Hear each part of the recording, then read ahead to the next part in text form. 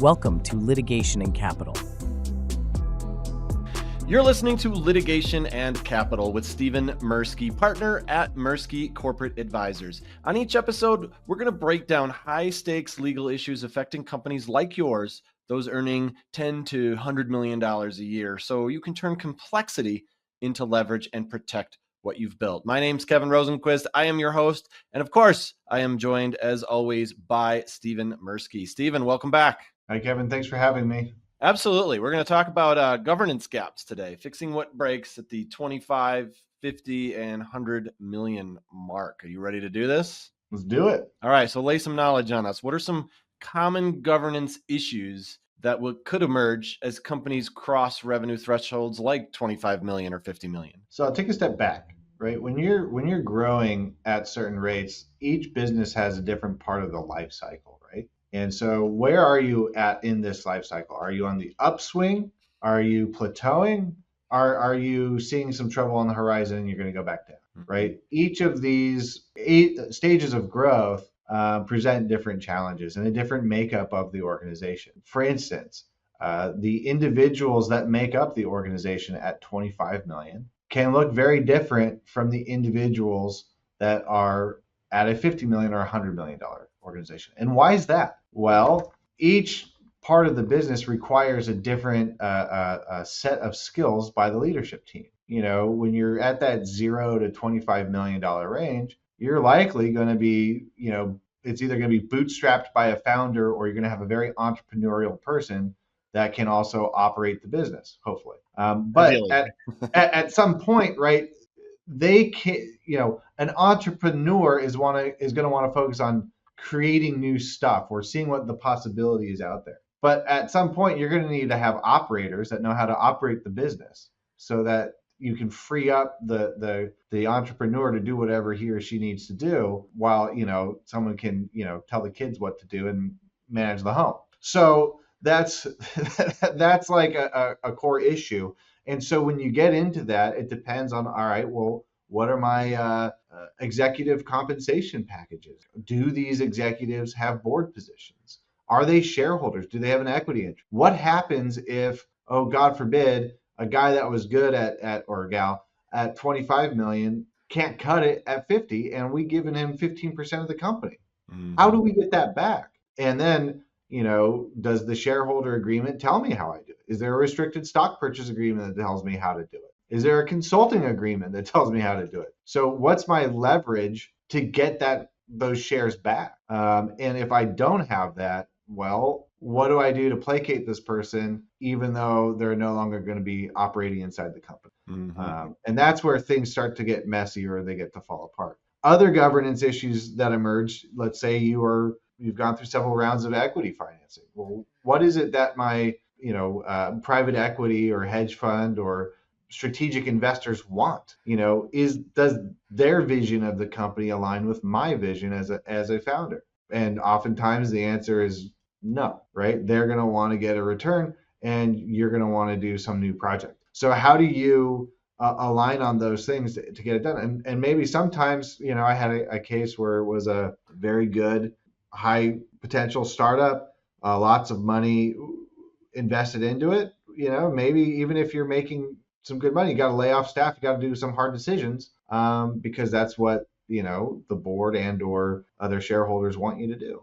So there's a lot of issues that can arise just by virtue of growing. What are the common things you see that make it difficult for someone to lead at 25 million but can't at 50 million? Is it just the size of the company, the size of the staff and that kind of stuff? Because I don't know, I guess I'd never ran a company that is even close to either of those. So I'm just curious what you see is the disconnect there when the money starts rolling in more. As you get bigger, right, you need to have more formal systems and processes, et cetera.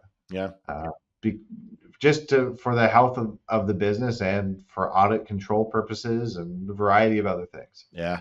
Because you're playing in a different league. And your clients are also going to start expecting it, right? Unless you're dealing with the consumer. But if you're a B2B business, there's going to be some level of expectation there. Your insurance is going to go up, right? So how do we mitigate our premium costs? Well, we can grow up. And so that transitional act of going from a startup bootstrappy of like, just get it done to we need to put some order to the chaos, that's a whole different set of skills that a founder may or may not have, right? And then there's the issue of, let's say they are able to get over that hump and now they're at 100 or 200 million. Well, the level of running that business is going to be different from the 50,000, right? Because where you go from someone who likes to bring the order to the chaos, now you have someone that's very, I like stability, the rigidity, this is the way it's going to be done. Did you sign the report? Do we have the requisition slips? I know myself, I cannot thrive in that environment.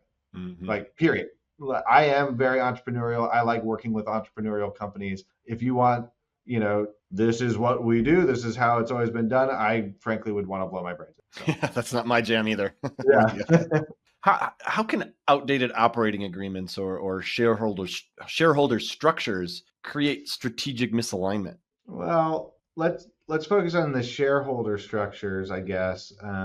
Let's say that we're doing a regulation crowdfund, equity raise. So I'm going to have, let's call it a couple hundred people invest into my business. Well, now my cap table is made of a couple hundred people. What a nightmare, right? And so now I'm the secretary of that entity, and I need to know the addresses and bank accounts and of all those people. Like, are you really going to manage that? Like, and then there's just more possibility someone gets disgruntled or whatever. There's just more uncertainty. So for me, it's always about how do you streamline any document really to make it as simple as possible while protecting you in the long term. Could we create a special purpose vehicle, get people to invest in that? And now I have just one line item up on the cap table instead of 500. There's all sorts of things you can do. But that's a common one. The other is, I'll be frank, age is a big issue. We're all human, and well, I assume we're all human, and, I haven't been replaced by a robot yet. Give it time though.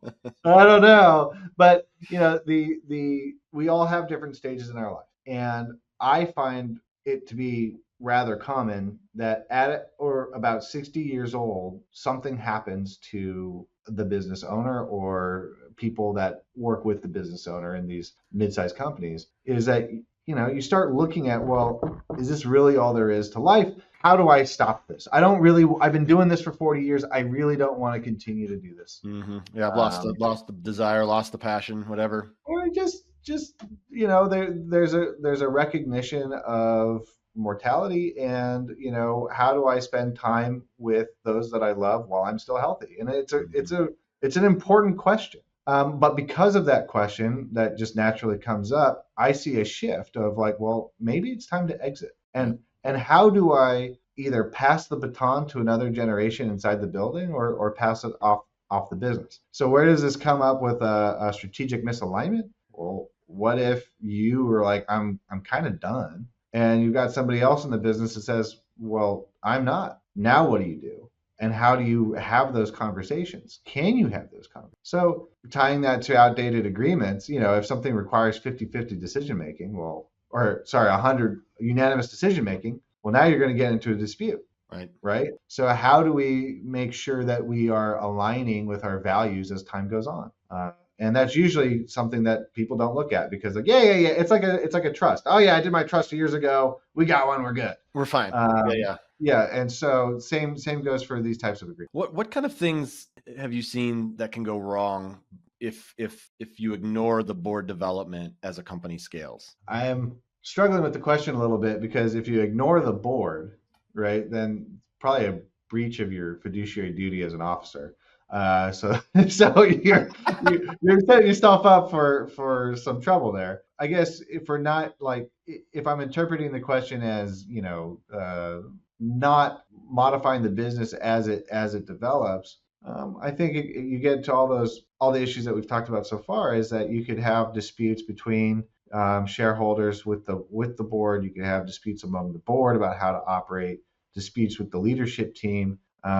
And like the types and level of disputes vary based on the composition of the company. Are we talking about an enterprise account? Are we talking about mid-sized company that's on the higher end of the spectrum? Or are we talking about like a mom and pop type shop? with a couple million in revenue, right? Different levels of challenges with each of those different segments. But I think, my advice is, before we get in disputes, let's make sure we can have conversations with people. And if we can't, then we can't. But, at the end of the day, it's more efficient to resolve things through dialogue than through litigation. You made that trust comparison before. So as business complexity increases, how do legal documents evolve? How should they evolve? What should owners do? I mean, documents should reflect reality. What kind of an anecdote, when I was running a department that would issue documentation on a regular basis, I'd get, I don't understand what this means. And they're like, well, I know it says that, but this is what it meant. Well, that makes no sense to me. The document needs to reflect reality, right? If it's supposed to reflect a alternate reality, then that's not useful to anybody. And so,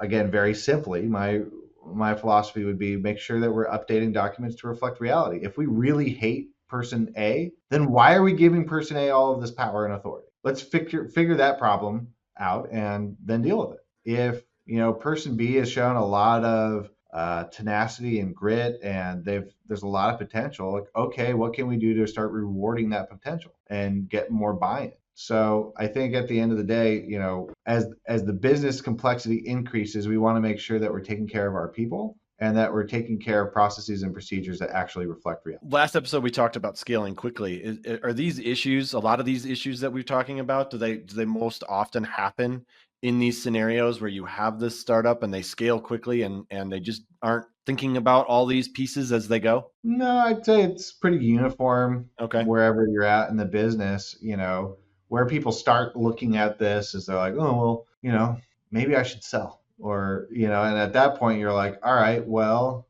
you talk to a broker, you talk to your CPA, and you're like, you should get this, this, and this. You start going through some like pre-sale checklists. You're like, oh, I don't have that. Or, oh, well, we have that, but it doesn't make any sense, right? Mm-hmm. So you want to take care of it before you get an LOI from a potential buyer where they're going to do due diligence review, and then they're going to find out like, oh yeah, we've got a dead body buried in the closet and we forgot about that guy, right? That's what that smell is. Exactly. So, there's that. And then on the buy side, what am I thinking about? You want to make sure that the entity or the assets that you're acquiring are going to actually, shape the business well. You're going to want to make sure that if there is an integration, like you're taking on the employees and their systems, that the culture fit is high, because at the end of the day, I view it as a mistake to look at businesses as only a financial statement and a balance sheet, because they're comprised of humans. And if you don't take care of that human element, which is very real, your investment is at risk. Mm-hmm. And, if you're looking at it purely as a line item on a balance sheet, you're going to miss, I think, the magic that makes a business work. Yeah, that's a great point. That human element is just so important and so often either overlooked or just not cared enough about. It's straight disregarded. A lot of people are like, well, let's get the assets, leverage it with debt, take out all the money and fuck them. And so, that's where, you run some risk. Absolutely. I love it. What's the tipping point where you need to bring in some sort of formal legal governance? As a lawyer, I'd say you should be doing it from the beginning. However, recognizing the constraints of a startup, I would make sure that you have it done before you're trying to get money from somebody, right? What does that mean? I want to make sure I have it done before I'm granting equity to a partner, before I'm seeking an investment from an investor, before I'm trying to get debt from a lender. What kind of advice, maybe your top piece of governance advice for founders who do want to scale cleanly, as you said? Just look at the cost as an investment. I think that's the simplest thing to do. You're investing in the business to get a return. Mm-hmm. This is going to help you get a return. Otherwise, why do it? Yeah. And I don't think that there is a good counter argument to, I don't want to follow the law or comply with the law because it's expensive, right? It's more expensive to not do something than to do it. So just do it, get it done, make sure it's done right, and then revisit it. If, let's use a buy-sell agreement between partners. If we have a life insurance policy that's $1 million on each of us, but now the value of the business, per share is like, I don't know, $12 million. Well, we got to update it, right? Now we're going to create risk not only for ourselves, but for our family. And so, make sure you're just looking at things on a periodic basis, 12 to 24 months, because a lot can happen. In December 2019, we weren't thinking about what was going to happen in March 2020, and the world changed. So, yeah, slightly changed. Yeah. All right. Well, thanks for joining us on Litigation and Capital. To connect with Stephen or learn more about how Mirsky Corporate Advisors can support your business, visit MirskyCorporateAdvisors.com. And if you found this episode helpful, don't forget to subscribe, leave us a review, share it with your leadership team. We got lots more coming your way. Stephen, thanks so much for your time. Really appreciate the conversation. Thanks, Kevin. Thanks for watching. Be sure to hit that like and subscribe button and leave us a review in the comments.